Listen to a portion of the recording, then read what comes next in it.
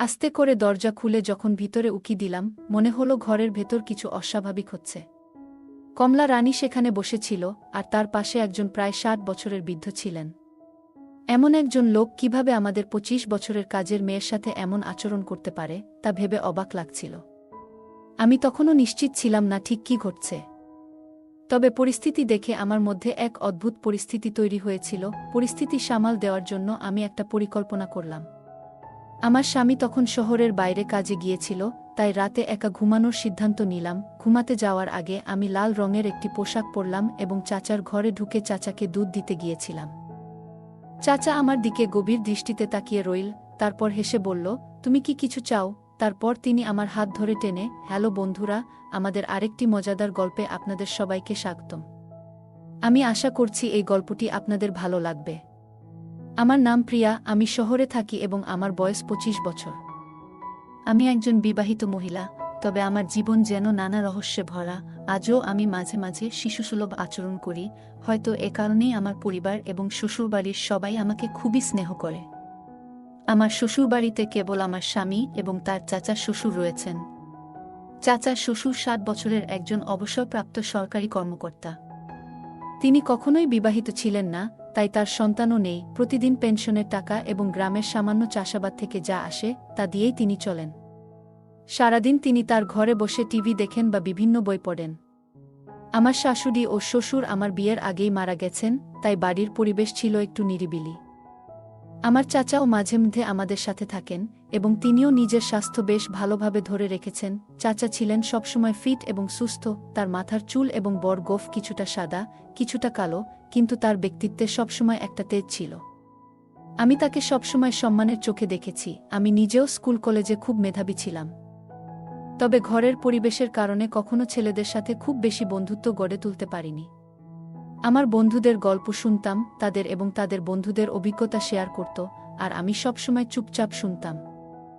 বয়স বাড়ার সাথে সাথে আমার সৌন্দর্য বেড়ে যাচ্ছিল, অনেকেই আমার সাথে কথা বলতে চাইত, কিন্তু আমি খুব সাধারণভাবে জীবন কাটাতাম। আমি এমন কাউকে খুঁজে পাইনি যাকে আমি পুরোপুরি বিশ্বাস করতে পারি। যখনই টিভিতে বা গল্পের বইতে প্রেমের দৃশ্য দেখতাম, তখনই মনের মধ্যে একটা আকাঙ্ক্ষা জাগত। তবে বিয়ের আগে এমন কোনো অভিজ্ঞতা আমার জীবনে আসেনি। বিএসসি শেষ বর্ষে থাকতেই আমার বিয়ে হয়। তখন থেকেই আমার জীবন নতুন মোড় নিতে শুরু করে, এবং আমি এক নতুন অধ্যায়ের দিকে পা বাড়াই। আমার স্বামী প্রথম দেখাতেই বেশ ভালো মানুষ মনে হয়েছিল। এনগেজমেন্টের পর একদিন আমরা একসাথে সিনেমা দেখতে গিয়েছিলাম। আমার স্বামী সেদিন আমাকে স্নেহের সাথে কাছে টেনে নিয়েছিল, যা আমাকে খুব আনন্দিত করেছিল। আমার মনে হচ্ছিল যেন আমার স্বপ্ন পূরণ হচ্ছে। তিনি আগেই বলেছিলেন, আমরা যত বেশি সময় একে অপরের সাথে কাটাবো, ততই সম্পর্ক গভীর হবে। আমারও বিয়ের প্রথম রাতের কিছু স্বপ্ন ছিল, যা আমি মনে মনে চেপে রেখেছিলাম। বিয়ের কিছুদিন পর আমাদের জীবন সুন্দরভাবে চলতে থাকে। আমাদের বিয়ের রাত ছিল আমার জীবনের অন্যতম সুন্দর মুহূর্ত।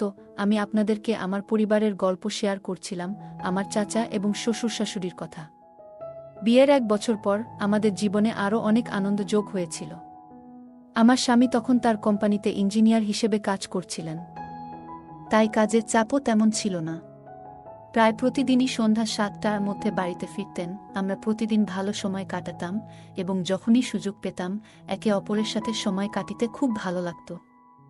এই আনন্দ ২৫ বছরের বিবাহিত জীবনে আমাদের সঙ্গী ছিল। বিয়ের পর আমার অনেক ইচ্ছা পূরণ হতে থাকে, এবং আমার স্বামী প্রায়ই বলতেন, প্রিয়া, তুমি আগের চেয়ে আরও বেশি সুন্দর হয়ে উঠেছ। ধীরে ধীরে আমি একা থাকতে অভ্যস্ত হয়ে উঠেছিলাম।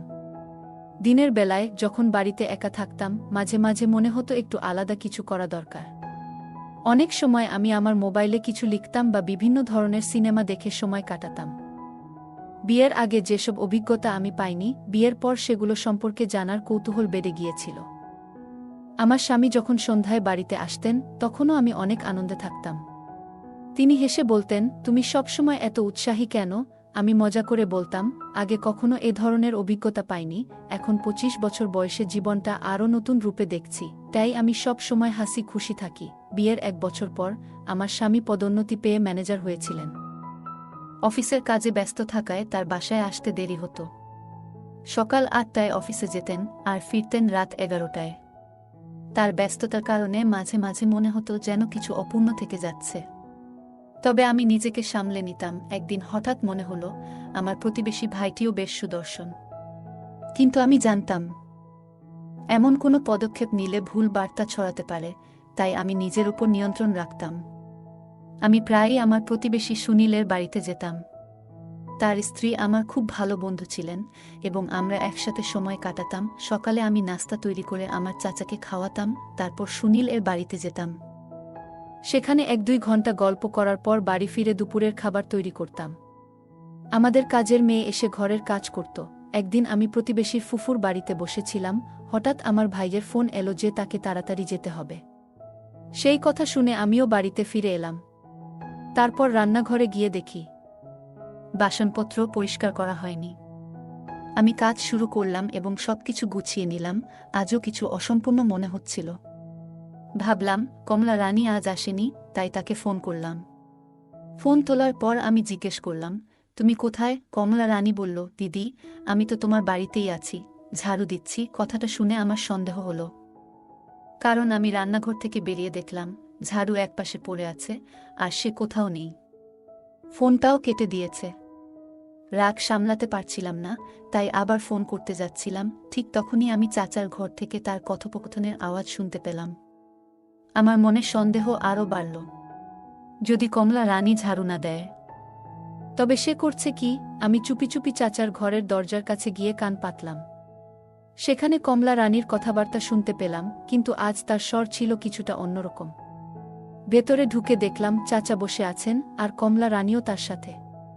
এই দৃশ্য দেখে আমি হতভম্ব হয়ে গেলাম। বাইরে বসে দাদানাতনির মতো বয়সী মানুষের এমন আচরণ দেখছিলাম আর ভাবছিলাম কিভাবে এমনটা সম্ভব। সেই সময় আমি নিজের অনুভূতিকে সামলাতে পারছিলাম না। চাচার এই বয়সে এমন ব্যবহার দেখে আমি বিভ্রান্ত হয়ে পড়েছিলাম। কিন্তু আমি নিজের উপর নিয়ন্ত্রণ রাখতে পেরেছি। আমি প্রতিবেশীর ফুফুর কাছ থেকেও কিছু কথা শুনেছিলাম, কিন্তু সেগুলোকে গুরুত্ব দিইনি। আজকের ঘটনাটি আমাকে নাড়িয়ে দিয়েছিল। তবে আমার চাচা একবারও আমার দিকে তাকায়নি, যেন কিছুই ঘটেনি। সে কখনো আমার সাথে কোনো খারাপ ব্যবহার করেনি। তাই আমি কেন ভাবতে শুরু করলাম যে চাচাজি ভুল ধরনের মানুষ হতে পারেন। আমার মনে হলো চাচাজি একা থাকেন, তাই হয়তো কিছু ভাবনার দ্বন্দ্বে পড়েছি। কমলা রানী, যিনি আমাদের বাড়িতে কাজ করেন, তারও তো নিজস্ব জীবন আছে, বিয়ে হয়েছে, কিন্তু তার ব্যাপারে আমি কিছু জানি না। আজ যা দেখলাম তাতে আমার মনে নানা প্রশ্ন জাগল। আমি আমার ঘরে ফিরে এসে ভাবনার গভীরে ডুবে গেলাম। কমলা রানীর রুম থেকে হালকা আওয়াজ ভেসে আসছিল, আর আমি বিছানায় শুয়ে কল্পনার জগতে হারিয়ে গেলাম। কিছুক্ষণ পরে কমলা রানী চাচার ঘর থেকে বেরিয়ে এসে আবার নিজের কাজে লেগে গেল। আমাকে বিছানায় বসে থাকতে দেখে সে কিছুটা ভয় পেয়ে বলল, আরে ভাবি, আপনি কখন আসছেন? আমার নিজের কাজ করতে হয়তো ভুলে গিয়েছিলাম, আমি হাসি মুখে বললাম। হ্যাঁ, আমি না এলে আমি জানতে পারতাম না তোমার কাজের ধরনটা কেমন। আমার কথা শুনে সে কিছুটা অপ্রস্তুত হয়ে গেল এবং দ্রুত ঘর ছেড়ে চলে গেল। তার যাওয়ার পর আমি নিজেই ঘর পরিষ্কার করলাম এবং তারপর চাচাকে খাবার দিলাম। দিনের বেলায় যখন আমি একা থাকতাম, তখন সেই দৃশ্যগুলো আমার মনের মধ্যে ফিরে আসত। মনে পড়ত চাচার সাথে কাটানো মুহূর্তগুলো, আর স্বপ্নের মধ্যে হারিয়ে যেতাম। স্বামী বাড়িতে থাকলেও অনেক সময় তার সাথে কিছু শেয়ার করতে পারতাম না, কারণ আমার নিজের মনই দ্বিধায় ছিল। পরের দিন আমি সিদ্ধান্ত নিয়েছিলাম যে চাচার সাথে কথা বলতেই হবে, কিন্তু কিভাবে কথা বলা শুরু করব তা জানতাম না। চাচা জিও আমার দিক থেকে কিছুটা দূরত্ব বজায় রাখা শুরু করেছিলেন। সম্ভবত কমলা রানী আমাদের কথাগুলো জানিয়েছিল যে আমি সব কিছু জানি, তাই কোনোভাবে কথোপকথনের সুযোগ হচ্ছিল না। এই পরিস্থিতিতে একদিন দেখলাম কমলা রানী সালোয়ার স্যুট পরে এসেছে, যা তাকে আগের চেয়ে অনেক বেশি সুন্দর লাগছিল। সে নিয়মিত চাচার ঘর পরিষ্কার করত এবং আমি তখন আমার রুমে বসে থাকতাম। ধীরে ধীরে লক্ষ্য করলাম চাচাও যেন একটু অন্যরকম হয়ে উঠছেন। যখনই কমলা রানী তার ঘরে যেত, দরজা ভেতর থেকে বন্ধ করে দিতেন। এ নিয়ে আমার মনে কিছুটা রাগ জন্মাচ্ছিল, কিন্তু আমি নিজেকে শান্ত রাখার চেষ্টা করছিলাম। এক পর্যায়ে নিজের মনোভাব পরিবর্তন করার সিদ্ধান্ত নিলাম। আমার পোশাক পরিচ্ছদে কিছু পরিবর্তন আনি এবং নতুন ডিজাইনের পোশাক পরা শুরু করলাম, যাতে আমার সৌন্দর্য ফুটে ওঠে। যখন কমলা রানী ঘরে থাকত, আমি আমার ঘরে থাকতাম। কিন্তু তার চলে যাওয়ার পর আমি চাচার সামনে যেতাম এবং এমনভাবে থাকতাম যাতে আমার সৌন্দর্য চোখে পড়ে। আমি লম্বা কুর্তি বা মাঝে মাঝে জিন্স ও স্কার্ট পরতাম। সকালে চাচাকে চা দিতে যেতাম, আর তিনিও বোধহয় বুঝতে পারতেন যে আমি তার কাছ থেকে কি চাই। বিকেলে আমরা প্রায়ই একে অপরের সাথে সামান্য কথাবার্তা বলতে শুরু করলাম। রাতের খাবারের সময় আমরা সংসারের নানা বিষয়ে কথা বলতাম। একদিন আমি চাচাকে জিজ্ঞেস করলাম কেন তিনি বিয়ে করেননি। তিনি মুচকি হেসে বললেন, বিয়ে জিনিসটা ভালো লাগে না আমার, তাই। আমিও হেসে বললাম, হ্যাঁ বুঝেছি। এমন সময় কমলা রানীও হেসে উঠল এবং সে বলল, তুমি সব জানো? আমি মৃদু হেসে বললাম, হ্যাঁ জানি, কিন্তু কথাগুলো সেখানেই শেষ হয়ে গেল। আসলে জীবনে অনেক সময় সঙ্গের প্রয়োজন হয়, আর সেই সঙ্গ মানসিক শান্তি এনে দেয়। তিনি হেসে উঠলেন, সবকিছু যেন ধীরে ধীরে স্বাভাবিক হয়ে আসছিল। এরপর যখনই কমলা রানী তার রুমে যেত, চাচা আর দরজা বন্ধ করতেন না, বরং একটু খোলা রাখতেন। কমলা রানীও এখন আগের চেয়ে স্বাভাবিকভাবে আচরণ করতে শুরু করল, আর আমিও তাদের সাথে হালকা মজা করতাম। যখন কমলা রানী কোনো কাজ করত, আমি বলতাম, এটা তোমার কাজ, আর সে মজা করে বলতো, হ্যাঁ ভাবি, সব হয়ে গেছে। এরকম হালকা মজার মধ্যে আমাদের দিনগুলো কেটে যাচ্ছিল। তবে চাচা এখনও আমার থেকে কিছুটা দূরত্ব বজায় রেখেছিলেন। আমি প্রতিদিন নতুন পদ্ধতিতে তার সঙ্গে কথাবার্তা বলার চেষ্টা করতাম। একদিন যখন আমি তাকে চা দিতে গেলাম, তিনি হঠাৎ তার খবরের কাগজ ছেড়ে আমার দিকে তাকালেন। তিনি আমার দিকে কিছুক্ষণ চেয়ে রইলেন। আমি অবাক হয়ে জিজ্ঞাসা করলাম, কি হলো? আপনি এভাবে তাকিয়ে আছেন কেন? তিনি হেসে বললেন, তুমি আজ নতুন শাড়ি পরেছ, খুব সুন্দর লাগছে। তখনই হঠাৎ তার জামার উপর কিছু চা ছিটকে পড়ল। তিনি একটু চমকে গেলেন, আর আমি চুপচাপ আমার রুমে ফিরে এলাম। কিছুদিন এভাবেই কেটে গেল। আমি লক্ষ্য করছিলাম চাচার মনোভাব আমার প্রতি একটু একটু করে বদলাচ্ছিল। তিনি এখন একটু স্বাভাবিক হচ্ছিলেন, কিন্তু তেমন সাহস পাচ্ছিলেন না কিছু বলতে। একদিন আমার স্বামী শহরের বাইরে ছিলেন কাজে। রাতে ঘুমানোর আগে আমি চাচার জন্য এক গ্লাস দুধ নিয়ে তার ঘরে গেলাম। তিনি হাসি মুখে বললেন, আমার জামাই তো খুব সুন্দর। আমি মুচকি হেসে বললাম, কি হয়েছে? আপনার চোখ তো আমার দিকেই। তিনি কিছুক্ষণ চুপ করে থাকলেন। আমিও কিছুক্ষণ পর উঠে চলে এলাম। চাচা বললেন, বসো বুমা, কিছুক্ষণ গল্প করি। আজ তো ভাতিজাও নেই। আমি বসলাম, তারপর আমরা বেশ কিছুক্ষণ গল্প করতে থাকলাম। রাত প্রায় 12টার দিকে আমি আমার রুমে ফিরে এলাম। রুমে ঢুকেই অদ্ভুত এক অস্বস্তি কাজ করছিল, তবে নিজেকে শান্ত করে ঘুমানোর চেষ্টা করলাম। চাচার আচরণ ধীরে ধীরে বদলাচ্ছিল, যদিও তিনি খুব ধীরে এগোচ্ছিলেন। মাঝে মাঝে মজা করে হালকা কথা বলতেন, আর আমি তার খাওয়া দাওয়ার যত্ন নিতাম। দিনের বেলা তিনি প্রায় ঘরে বসে পত্রিকা পড়তেন বা কোনো হিন্দি উপন্যাসে ডুবে থাকতেন। আমার ঘর থেকে পাশের বাড়ির জানালা দেখা যেত। একদিন যখন তিনি ঘরে বসে কিছু পড়ছিলেন, আমি স্নান করে বেরিয়ে এলাম এবং তোয়ালে জড়িয়ে চুল ঠিক করতে লাগলাম। ড্রেসিং টেবিলের সামনে দাঁড়িয়ে বাইরে তাকাতেই দেখি তিনি আমার দিকে তাকিয়ে আছেন। সেদিন আমার আলমারি থেকে একটি বিশেষ শাড়ি বের করলাম, যা আমাকে বিয়েতে উপহার দেওয়া হয়েছিল। নিজেকে একটু সাজিয়ে রান্নাঘরে গেলাম চা বানাতে। মনে মনে ভাবলাম, আজ হয়তো আমার নতুন সাজ লক্ষ্য করবেন। রান্নাঘরে চা বানানোর সময় দেখি তিনি এসে দাঁড়িয়েছেন। আমি শান্তভাবে দাঁড়িয়েছিলাম।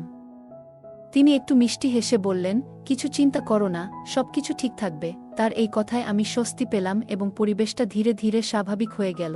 আমাদের এইভাবেই দিন কাটতে থাকলো। গল্পটা কেমন লাগলো জানাতে ভুলবে না। আরও মজার মজার রোমান্টিক গল্প শুনতে চাইলে ভিডিওটি লাইক, শেয়ার এবং চ্যানেলটি সাবস্ক্রাইব করতে এবং বেল আইকনটি ক্লিক করতে ভুলবে না। ধন্যবাদ।